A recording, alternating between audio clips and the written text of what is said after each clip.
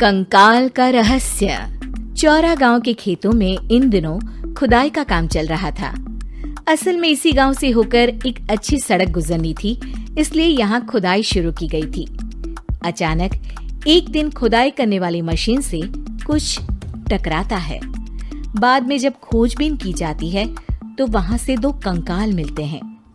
Police गांव के लोगों से पूछताछ शुरू करती है। आप लोगों को क्या लगता है ये किसके कंकाल हो सकते हैं? अरे साहब, हमें क्या पता ये किसके कंकाल है, आप ही लोग पता लगाइए। हम लोग तो बहुत ज्यादा डरे हुए हैं। हाँ, हमारी फॉरेंसिक टीम अभी आ रही है। ये बताओ कि इस गांव के रहने वाला कोई जोड़ा गायब तो नहीं ना? क्योंकि शुरुआती जांच में तो ये बात सामने आ रही है कि एक कंकाल किसी पुरुष का है तो एक किसी महिला का।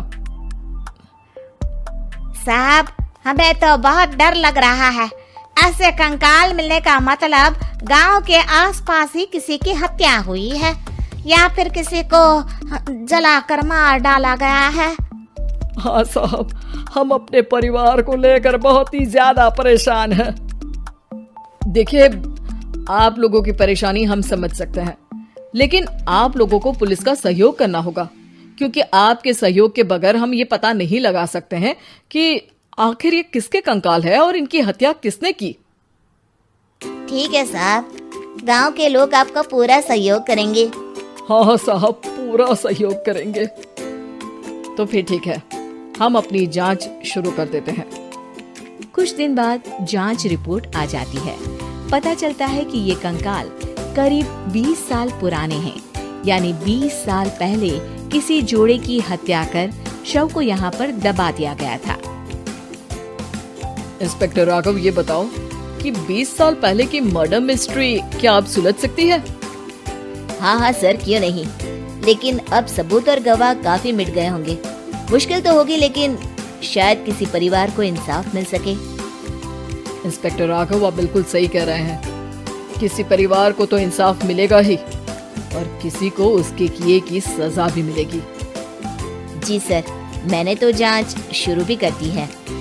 20 साल पहले इस गांव के 2 जोड़े अचानक कहीं गायब हो गए थे।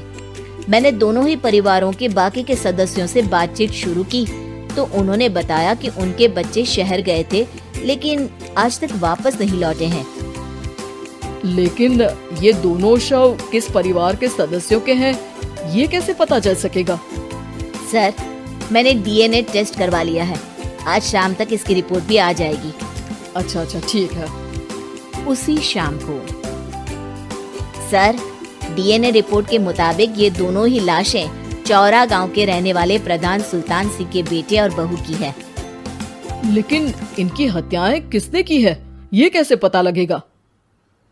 इसी का तो पता लगाने की कोशिश में जुटा हूँ सर। आज सुल्तान सिंह से मिलने भी जा रहा हूँ। मेरा बेटा और बहू तो मेरे लिए सिर्फ यादों में ही रह गए थे। हमें उनकी लाशें तक नहीं मिल सकी थी। आज 20 साल बाद उनके कंकाल मिले हैं।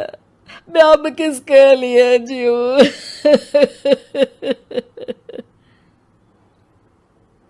लेकिन सर, क्या आपकी किसी से कोई दुश्मनी थी? अपने बेटे बहू की हत्या के लिए आप किसे जिम्मेदार मान रहे हैं?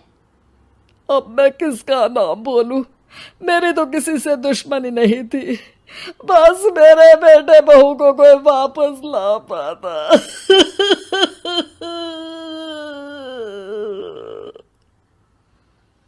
इसके बाद सुल्तान सिंह फूट फूट कर रोना शुरू कर देते हैं। सर, अब आप इनका अंतिम संस्कार करवा सकते हैं। कम से कम इनका शरीर ना सही, इनका कंकाल तो आपको मिला है। लेकिन हाँ, अगर आपको कुछ भी याद आए तो जरूर बताइएगा।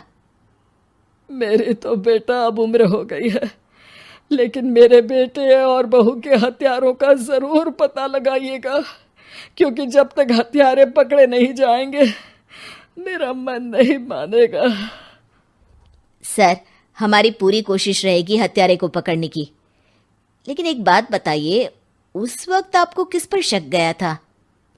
उस वक्त मेरे एक ड्राइवर को पकड़ा गया था, लेकिन सबूतों के अभाव में उसे छोड़ दिया गया था। अच्छा, और ड्राइवर पर कैसे शक हुआ था? क्योंकि उस दिन ड्राइवर छुट्टी पर था। उस समय लेकिन लाश क्यों नहीं मिल सकी थी? उस वक्त पुलिस ने बहुत कोशिश की थी, लेकिन दोनों की डेड बॉडी नहीं मिल सकी थी। ठीक है, हमारी तफ्तीश चल रही है, मैं फिर आऊंगा। इसके बाद इंस्पेक्टर वहां से चला जाता है और सुल्तान सिंह अपने बेटे और बहू की याद में खो जाते हैं। कुछ दिन बाद सुल्तान सर, एक बात बताइए, जब आपके बेटे बहू की हत्या हुई थी, उसी के आसपास आपके ही गांव का रहने वाला एक और जोड़ा उसी वक्त गायब हो गया था ना? हाँ सर, अलका और अभिषेक, वो भी मेरे बच्चों जैसे ही थे। तो फिर वो कहाँ है? उनका भी आज तक पता नहीं चल सका, लेकिन बताते हैं कि कुछ साल पहले अभिषेक को गांव के ही किसी आदमी ने मुंबई में देखा था, लेकिन फिर वो गायब हो गया। यानी अभिषेक और अलका की हत्या नहीं हुई थी, बल्कि उन्होंने किसी वजह से खुद ही गांव छोड़ दिया था। हाँ, हो सकता है, क्योंकि अभिषेक मेरे बेटे संतोष का अच्छा दोस्त था और उसका मेरे घर भी आना जाना लगा रहता था। हो सकता है कि उसने मेरे बेटे और बहू के बारे में सुन लिया हो और ये गांव छोड़ दिया हो सकता है। उनके परिवार का कोई अब नहीं रहता क्या इस गांव में? अब तो कोई नहीं रहता। एक चाचा थे, लेकिन उन्होंने भी अपना पुश्तैनी मकान बेच दिया है। वो भी अब कहीं शहर में ही बस गए हैं। ओह, अभिषेक और अलका के बारे में भी पता लगाना होगा। हो सकता है कि वही इस हत्या के बारे में कुछ बता सके।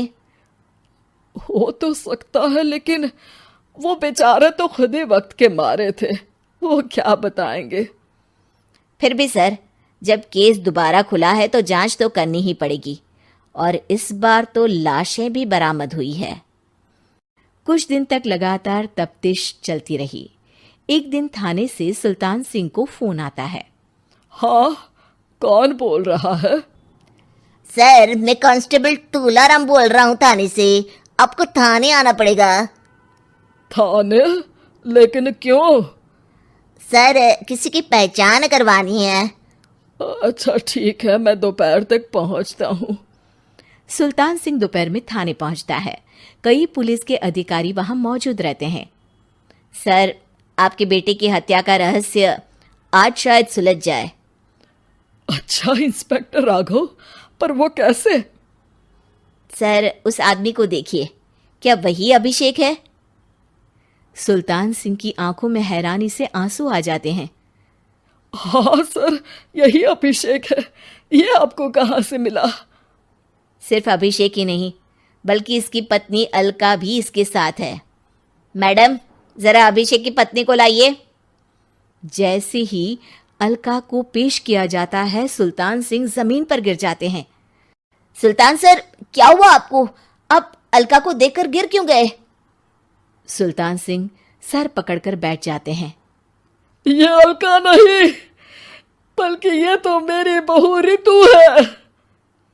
पूरा थाना एक दूसरे का मुंह देखने लगता है। क्या?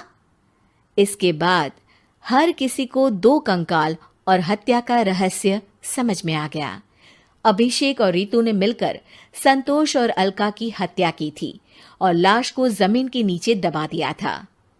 आज 20 साल बाद इस हत्या का रहस्य खुल सका था कि अवैध प्रेम संबंध में 2 मासूमों की जान गई थी।